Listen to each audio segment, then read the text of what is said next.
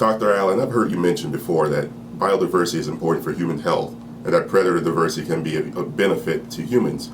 So the question is, are predators good for our health? There's growing evidence that predators are indeed good for human health. And the overall reason why that would be the case, or why we'd expect predators to be good for human health, is that many of the infectious agents that are transmitted from wildlife to humans tend to be associated with consumer trophic levels. And so these are organisms that ecologists think of as not being top predators, but either being herbivores or insectivores.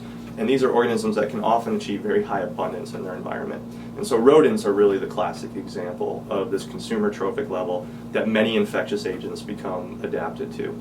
The reason for this is that rodents achieve high population densities, they have fast reproduction rates, and so from the perspective of these infectious agents, which it's important to remember are either organisms themselves or at least behave like organisms, these are bacteria, viruses, protozoans, they become adapted to high density, fast reproducing hosts because this is very important for their own reproductive success.